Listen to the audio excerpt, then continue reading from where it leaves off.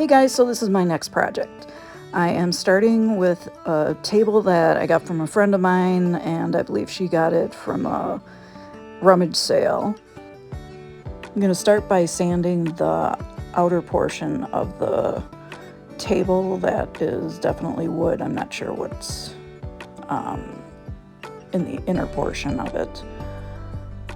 So we're just going to be covering that in epoxy and paint anyways. So I started with about a 80 grit sandpaper and went down to about 240 to smooth everything out. Now I want to stain it. I tend to like the darker stains, so I am going to go with that.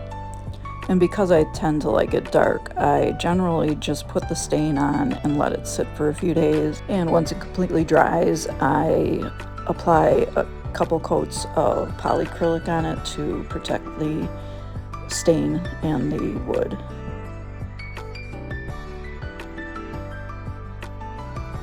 And as you can see, I wasn't super careful about keeping the top clean because I'm going to be covering it with pour paint. So one thing I need to work around with this table is the fact that a portion of it is kind of cut away because there was a drawer in there originally, and I don't have the drawer. So I needed to come up with a better use for that area. So what I'm going to do is put 3 boards down there that are going to act like a shelf. I'm going to be able to put a tray down there that I am also working on for my sister, and the video for that will be available soon.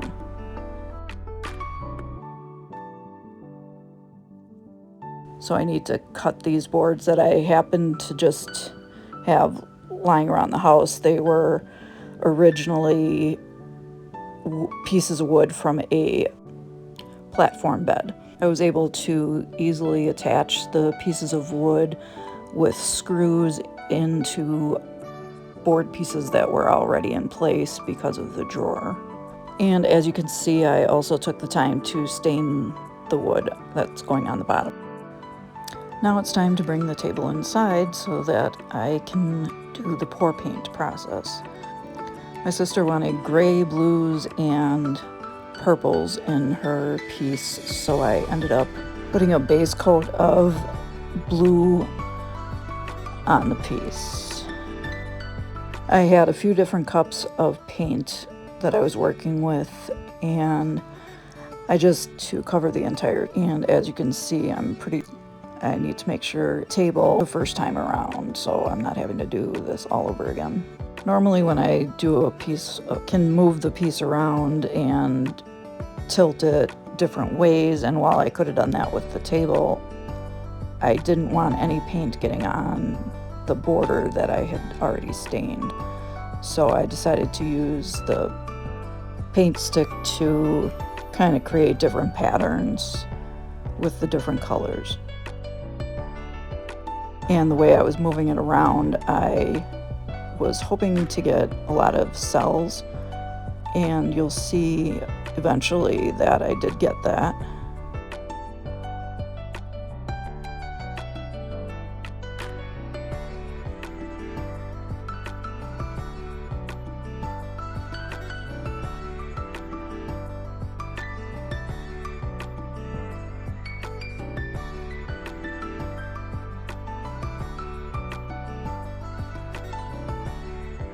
So as you can see, I'm just moving the paint around until I get a design that I really like.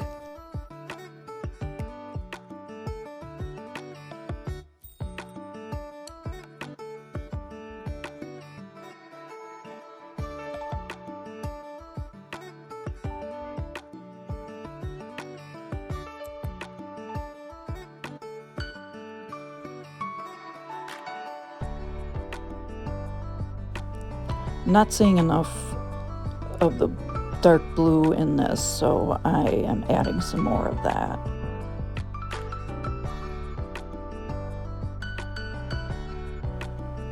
And the darker purple with the light purple. Okay, so I'm gonna try and tilt the table and see what happens here. And then we see why I don't tip the table. We'll need to do a little cleanup there.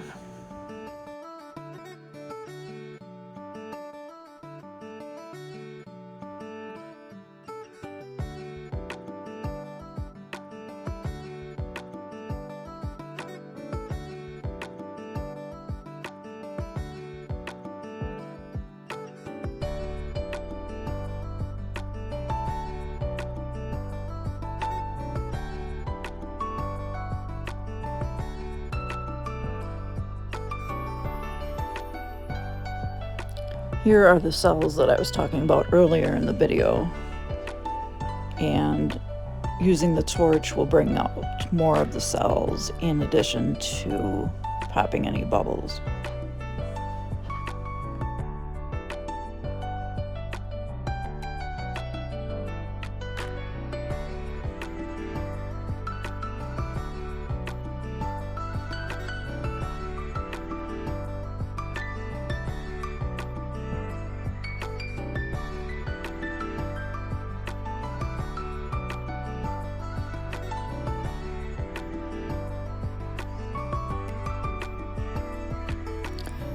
So now I need to make sure I hit all the edges and there's paint covering every inch of the area. And I also noticed with this that the paint was quite thick, but when I allow for it to dry, it does kind of go down in its level of thickness. So where the paint was hitting level with the table lip before, now it's gone down enough that I can fit the epoxy on, which is good. So right here I'm mixing the 2 parts epoxy and hardener, and I'm just showing you how it looks when it's not quite mixed. You can see streaks in there, I think. I can see them anyway. Hopefully you can. So you want to make sure there's no streaks going through your epoxy when you're done mixing it. You will have quite a few bubbles, but that's why you'll use the torch after the epoxy is laid down.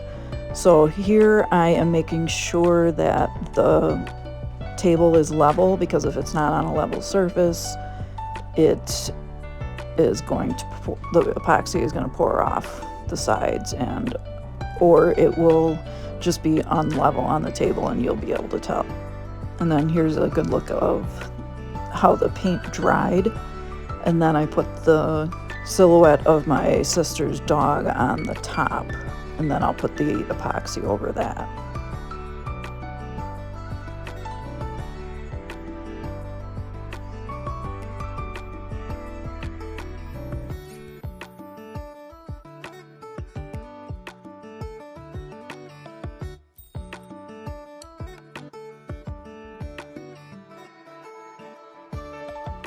Now I put the torch to it to get rid of all the bubbles.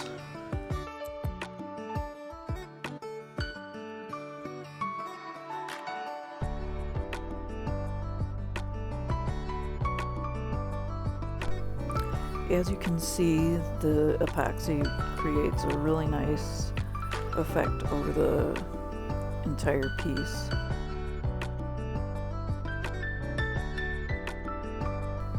You might be able to see in this area that I used some paint with a sparkle to it, just for something different. I didn't do that on it for every color, but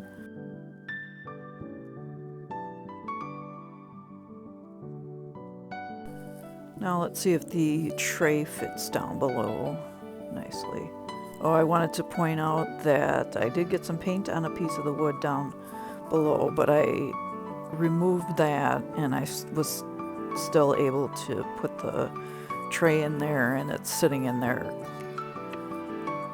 securely, so we're fine. So you can have it sticking out a little bit so people can see it, or just hide it underneath altogether.